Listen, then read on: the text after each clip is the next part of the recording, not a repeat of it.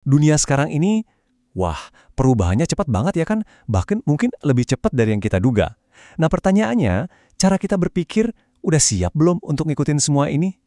Di sini, kita bakal kupas tuntas 5 pola pikir kunci dari Howard Gardner yang bisa jadi semacam toolkit mental buat kita menghadapi masa depan.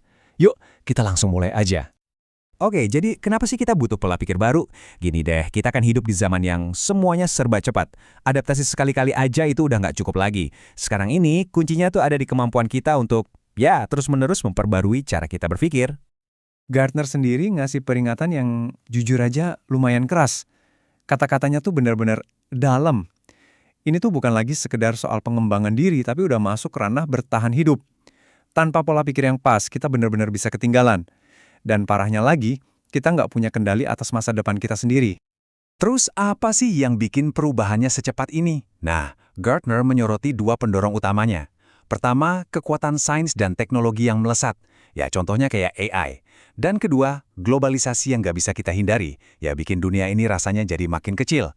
Dua hal raksasa inilah yang lagi ngerombak total keahlian apa yang kita butuhkan biar bisa sukses. Oke, tantangannya jelas kan? Nah, untungnya Gardner nggak cuma ngasih masalah, tapi juga solusinya. Dia menawarkan semacam, ya, peralatan mental atau toolkit buat pikiran kita. Inilah yang dia sebut sebagai 5 pola pikir untuk masa depan. Tujuannya apa? Supaya kita bisa beradaptasi dan, yang paling penting, berhasil di dunia yang serba baru ini. Jadi, apa aja sih isi toolkitnya? Ada 5, yaitu pola pikir disiplin, pola pikir sintesis, pola pikir kreatif, pola pikir respek, dan pola pikir etis. Anggap aja ini peta jalan kita buat ke depan. Sekarang, yuk kita bedah satu persatu. Kita mulai dari yang paling dasar ya, fondasinya, pola pikir disiplin. Tapi jangan salah sangka dulu.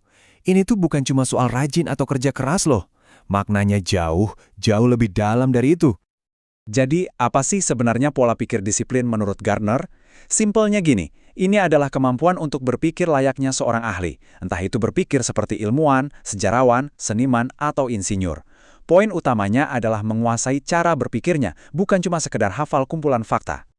Nah, ini dia nih masalahnya, yang mungkin banyak dari kita pernah alami di sekolah. Kita jago hafal rumus, hafal tanggal-tanggal penting, tapi begitu dikasih masalah yang benar-benar baru, kita langsung bingung, nggak tahu harus diapain pengetahuan itu. Inilah yang disebut Gardner sebagai pengetahuan mati. Coba kita lihat perbedaannya. Di satu sisi, ada materi pelajaran yang fokusnya cuma menghafal fakta, rumus, dan angka. Di sisi lain, ada disiplin ilmu yang ngajarin kita cara berpikir yang khas tentang dunia. Jadi, kita pindah dari sekedar pengetahuan mati ke yang namanya kelincahan konseptual. Keren kan? Artinya, kita jadi lincah menerapkan konsep-konsep itu ke masalah-masalah baru yang belum pernah kita temui sebelumnya. Gardner sekali lagi ngasih peringatan yang cukup blak-blakan. Dia bilang tanpa disiplin ilmu, seseorang itu ibaratnya kayak terjebak, nggak bisa kemana-mana, dan nggak mampu membentuk opini yang benar-benar berdasar. Di zaman sekarang, ini artinya apa?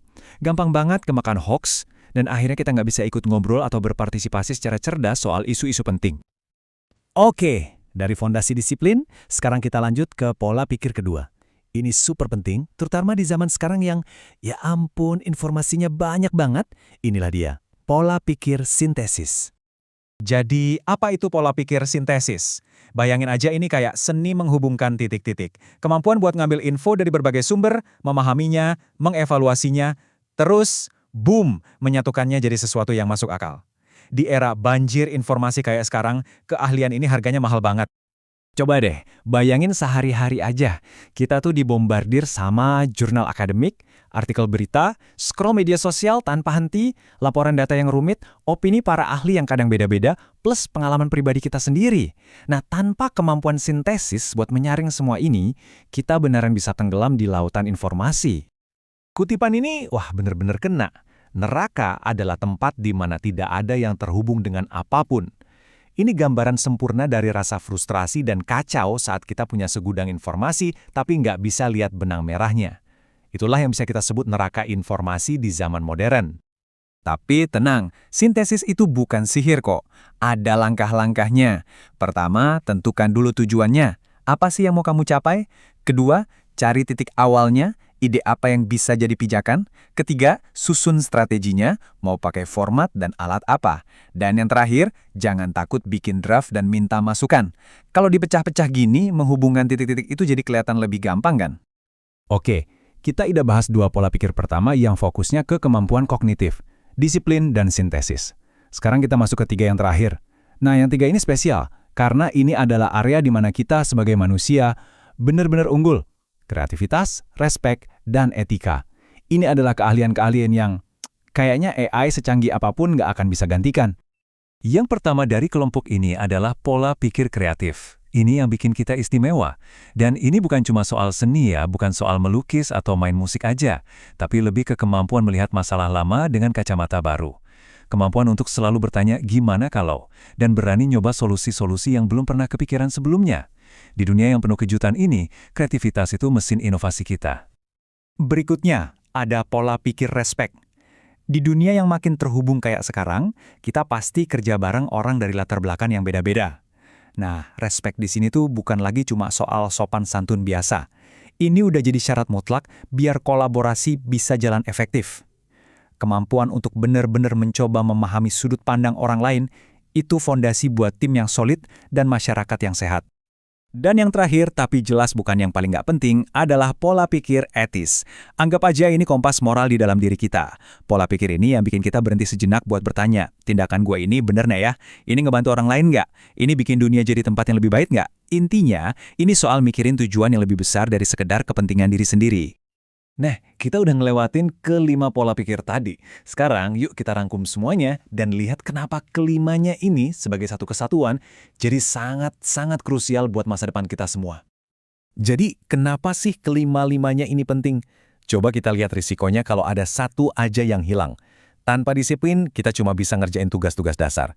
Tanpa sintesis, kita bakal pusing dan kewalahan sama informasi. Tanpa kreativitas, kita bisa-bisa digantiin sama komputer.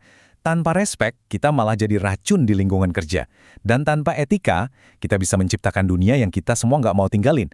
Jadi, ini bukan pilihan, tapi satu paket lengkap. Gardner menutup gagasannya dengan mengutip Winston Churchill. Dan ini keren banget. Kekaisaran masa depan adalah kekaisaran pikiran. Artinya apa? Artinya, pertarungan dan kemenangan terbesar di masa depan itu nggak lagi soal fisik atau teritori, tapi soal pikiran. Mengembangkan pola pikir kita, itulah tantangan terbesar di zaman kita sekarang. Jadi, setelah kita bahas ke-5 pola pikir ini, disiplin, sintesis, kreatif, respek, dan etis, pertanyaannya sekarang kembali ke Anda. Coba renungkan, dari ke-5 ini, mana yang paling perlu Anda asah saat ini? Mana yang akan jadi fokus utama Anda untuk membangun masa depan versi Anda sendiri?